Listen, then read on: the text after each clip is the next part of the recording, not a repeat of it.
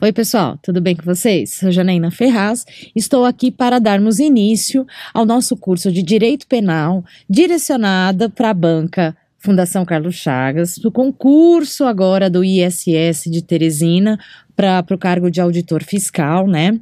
Sabendo que as inscrições estão abertas e a prova vai ser agora, dia 28 de agosto. Então, nós vamos iniciar o nosso estudo aqui do Direito Penal.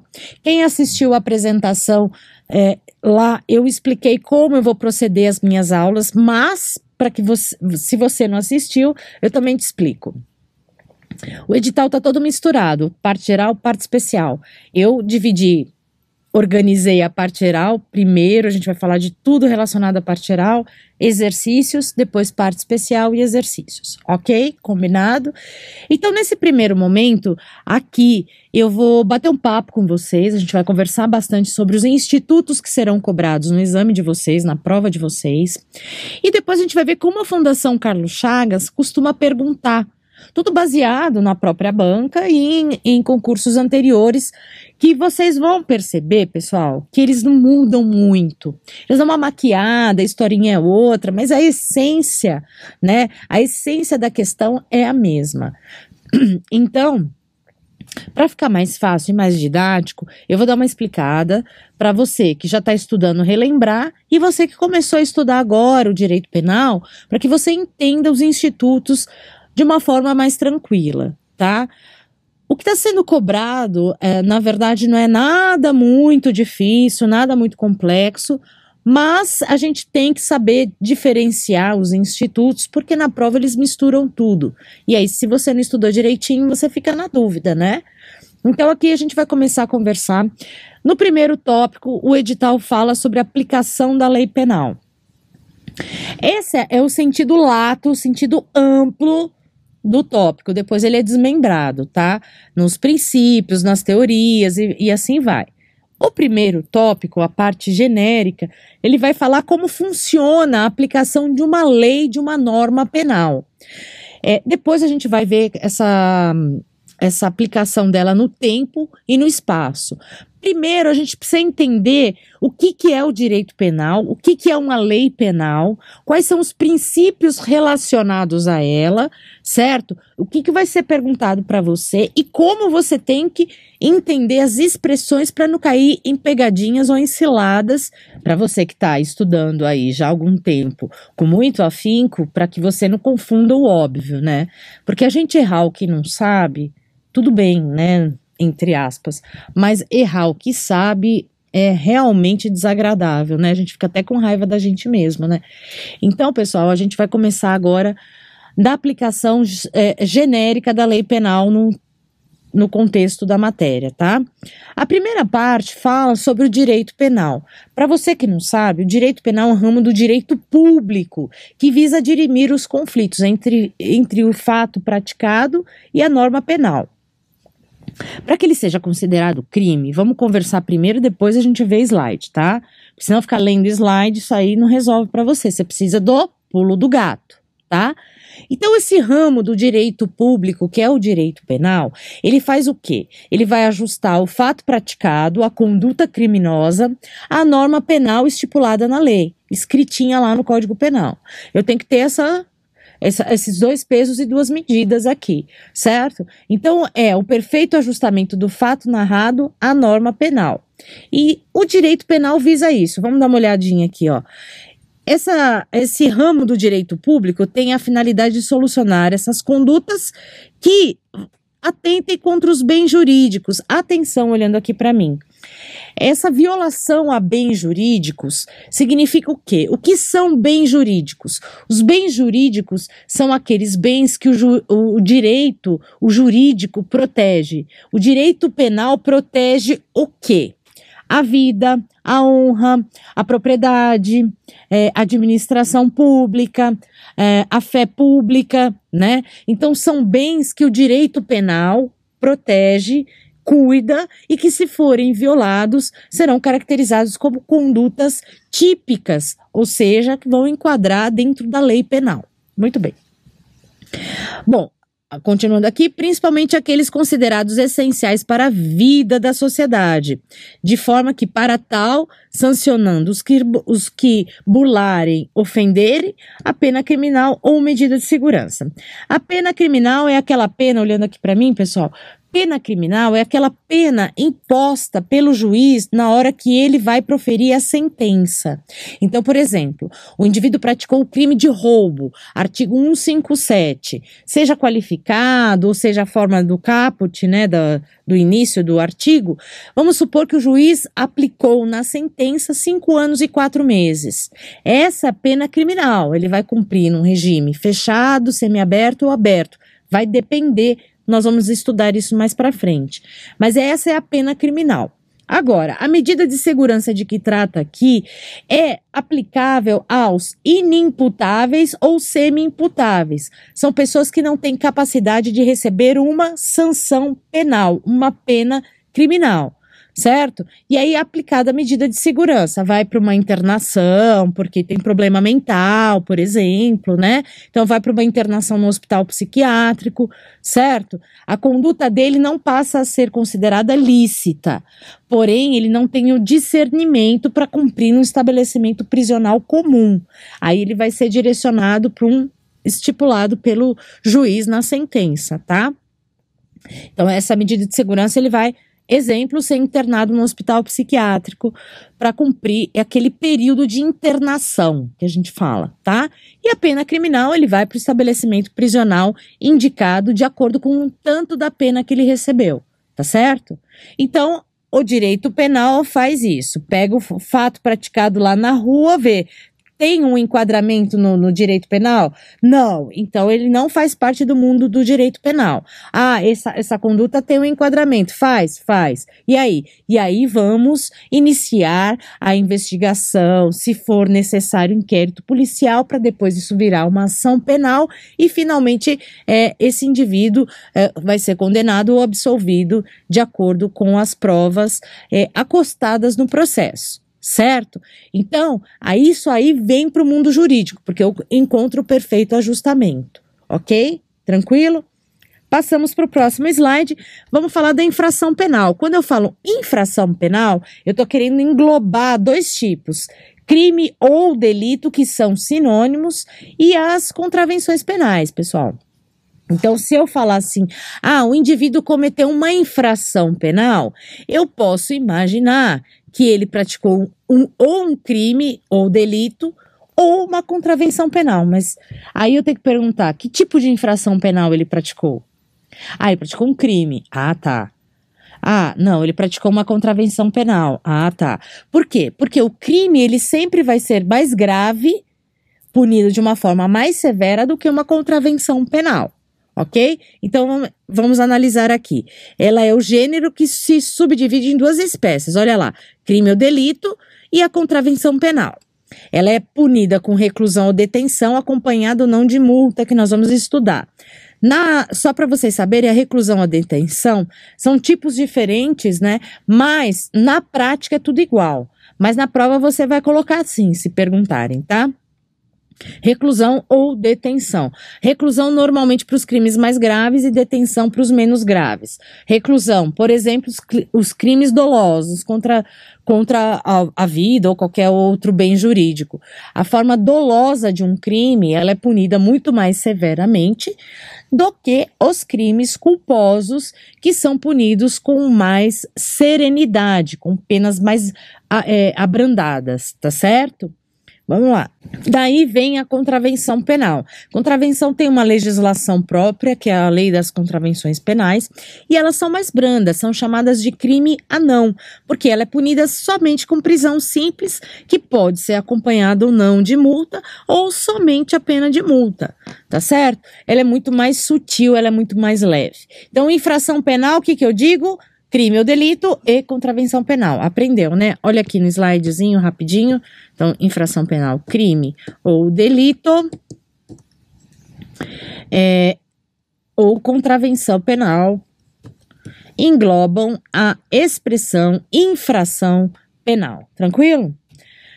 Próximo tópico, nós vamos falar de princípios. Aqui, vocês estão vendo princípios da reserva legal, legalidade, anterioridade e retroatividade. Esses são os princípios que a gente vai tratar com mais complexidade, porque esses estão no edital e serão exigidos por vocês na hora da sua prova. Os demais são consequências, então nós não vamos destacar, tá? Eu só elenquei aqui para que vocês conheçam a denominação, mas nós vamos tratar dos princípios que o edital pede, tá?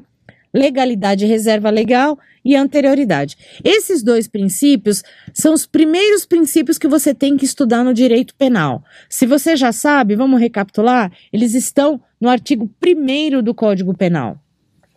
O artigo 1º do Código Penal diz: não há crime sem lei anterior que o defina, nem pena sem prévia cominação legal. Tranquilo? Esse é o artigo 1º do Código Penal, que também está na Constituição Federal, no artigo 5º, inciso 39. Também tem a mesma coisa.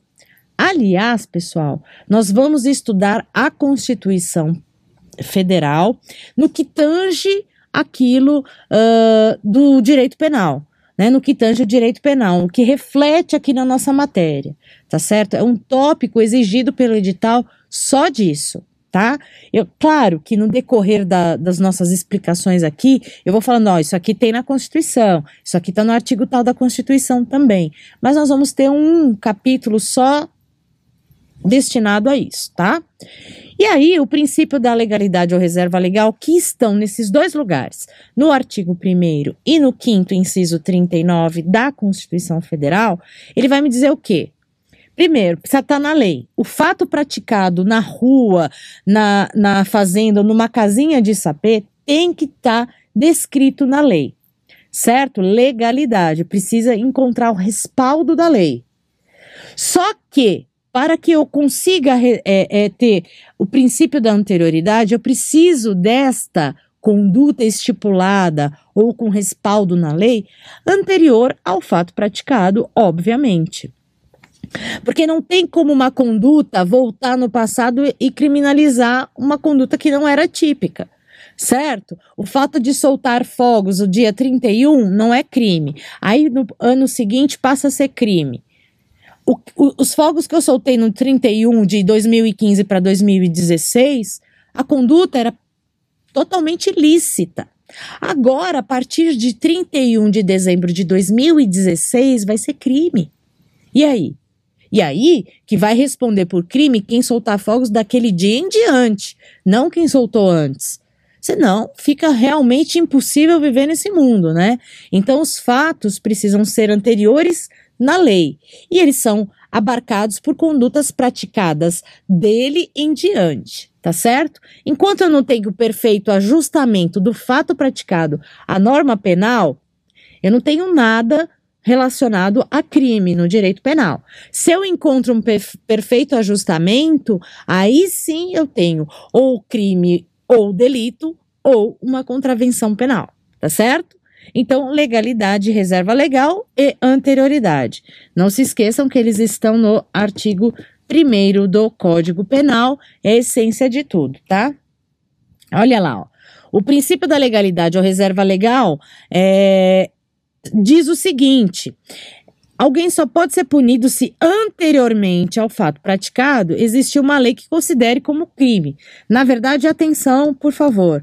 O legislador escreveu crime, mas ele quer dizer infração penal, tá?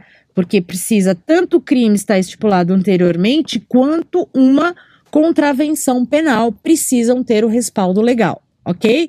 Então, leia-se nesse lugar de crime infração penal, que agora você já sabe o que é. Assim, não poderá ser considerado um fato criminoso como crime sem estar previsto na lei, que aí o fato será atípico. Certo? Atípico.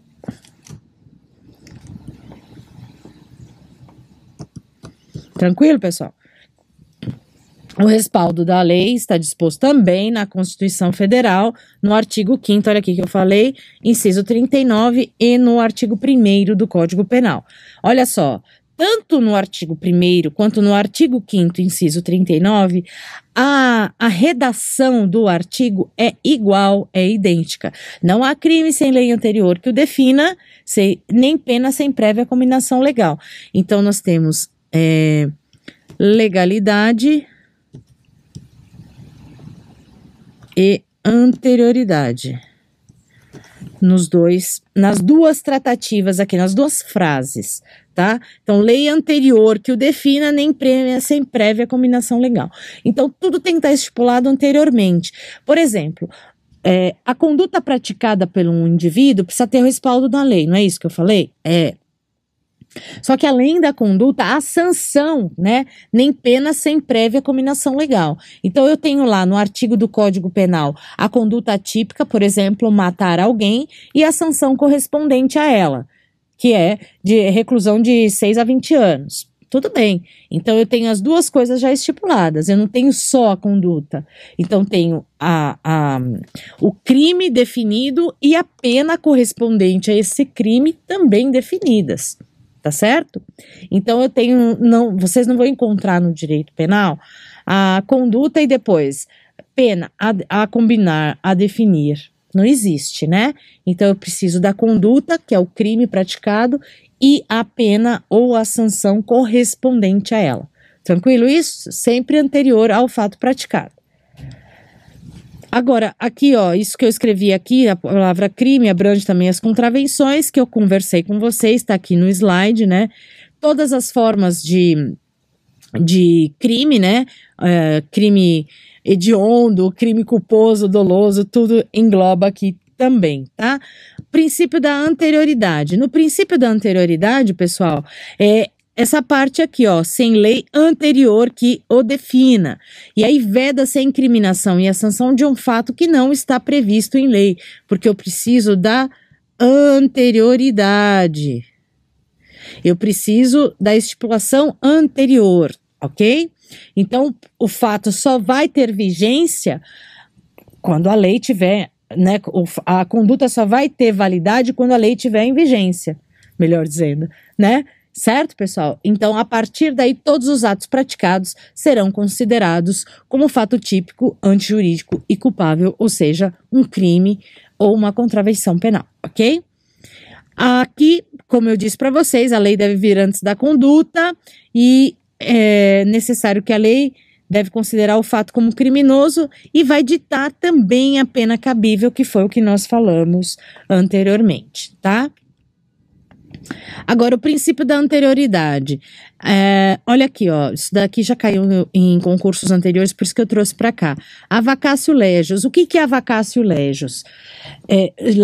A vacatio legis, pessoal, é o período que a lei entra de férias, né? É o período que ela fica assim, pairando no ar até que ela possa ser sancionada e entrar em vigor, né? São as férias da lei. Nessa vacatio legis, eu posso ter uma lei que produz efeitos? Eu posso ter uma conduta praticada na vacatio legis, ela vai ter efeito? Não. Porque na vacatio legis, ela existe no ar, mas ela não está em vigor.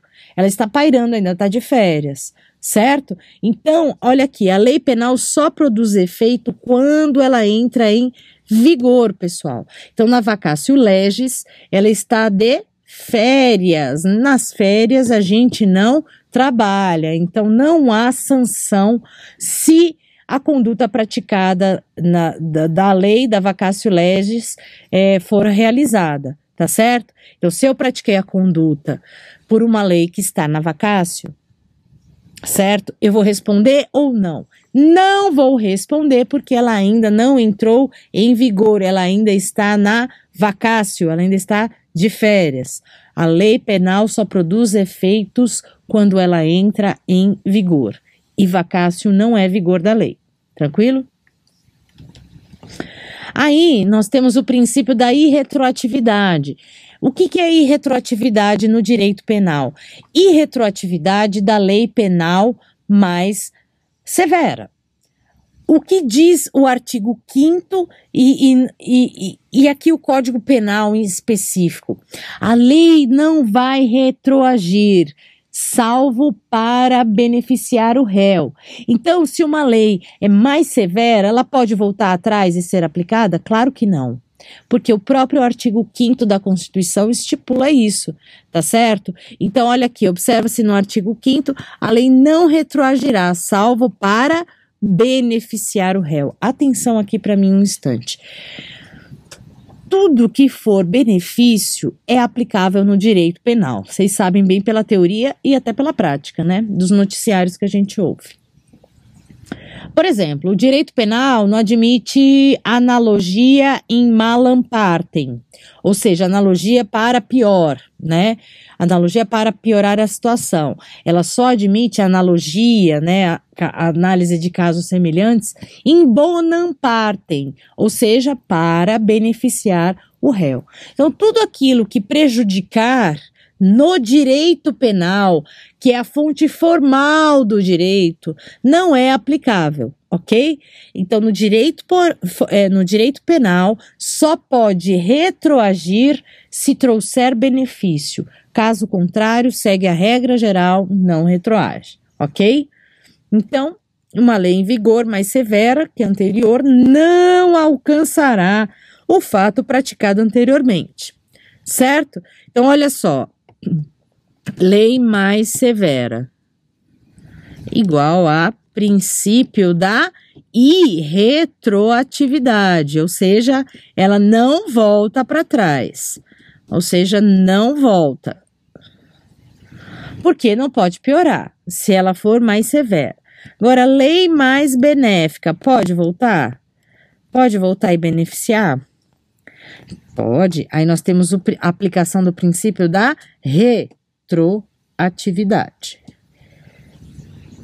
Certo? Então, a lei penal não terá efeito para o passado, vez ter sido editada para o futuro. É que é para frente é que se anda, né, gente? Mas caso essa situação tenha alguma abrangência para casos do passado, eu vou analisar se essa lei é mais severa ou mais benéfica. Se for mais severa, nem preciso me preocupar porque ela não retroage. Agora, se ela for mais benéfica, o indivíduo, né, faz jus, né, a retroatividade dessa lei penal mais benéfica, mais favorável. Tranquilo? Esse efeito atinge as partes geral e especial do Código Penal. Então, tanto o previsto na parte geral, né? Então, peraí, para você que não é do direito, deixa eu explicar, ó. Parte geral. A parte geral do Código Penal vai do artigo 1º até o 120. E a parte especial vai do 121, que é o homicídio, né, até o fim. Certo? Depois a gente tem as legislações especiais, mas o Código Penal é assim. Então, essa retroatividade e retroatividade refere-se tanto a uma parte quanto a outra, da geral e da especial, tá? Então, a lei não retroagirá, salvo para beneficiar o réu. Tenham essa regrinha em mente. E aí, aqui, né, só para vocês terem aí a matéria, o princípio da retroatividade. Ele é uma exceção, pessoal, porque a regra é não retroagir. Só vai retroagir quando ela for mais benigna, mais benéfica, ok? Princípio da retroatividade da lei mais benigna, ele existe no direito penal, é importante que você saiba. Por quê? Nós temos como regra retroatividade e exceção a retroatividade, ok? Aplica-se tão somente a lei penal mais severa. Então vamos ver. Regra é princípio da irretroatividade. Exceção, princípio da retroatividade. Ok? Então, exceção. Então, se a lei for mais severa, né? Fazendo esqueminha agora, a regra geral não retroage para piorar, só para beneficiar. E aqui a lei mais benéfica ou mais benigna, aí sim ela pode retroagir e ser aplicada. Aí existem duas hipóteses que o Código Penal traz, pessoal, da aplicação da lei mais benéfica, mais favorável. Se o fato não é mais considerado crime pela nova lei, né? Ou seja, a lei é mais benéfica, não é considerado crime, é o abolício crime. Crimes. Então, o crime foi abolido. Ou seja, ele não é mais estipulado no Código Penal, ele deixou de existir, ele deixou de ser conduta típica e antijurídica, ele deixou de ser um crime ou uma contravenção penal. Abolício crimes, foi abolido o crime. Nesse caso, se ele foi abolido e o indivíduo está respondendo por ele, esse crime que deixou de ser crime, o que eu tenho que fazer? Retroagir para beneficiar, né? Aí no caso é retroatividade da lei mais benéfica. A lei nova, o que ela é? Mais favorável. Então, se ela é mais favorável, ela pode retroagir. Boa. 2. A lei nova de alguma forma beneficia o agente. Lex Mithor. Ou seja, a lei melhor. Essa lei beneficia de alguma forma. Seja a questão de pena, questão de regime, qualquer circunstância acerca do crime praticado que trouxer um benefício, uma melhora, ela tem condições de ser aplicada no caso concreto. É o princípio da retroatividade nesses dois casos, lei mais benéfica e lei que deixou de considerar o fato como crime, ok? E aí eu tô falando em lei, e a aplicação da lei penal também engloba a lei penal. Ela é classificada de duas formas, olhando para mim primeiro. Lei penal incriminadora e lei penal não incriminadora. Tem as permissivas também que eu vou falar, né, que elas estão englobadas. A lei penal não incriminadora é aquela que não traz uma sanção penal.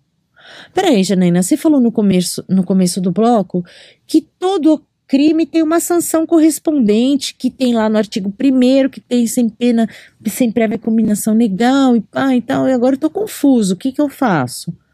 Um artigo que não tem a sanção?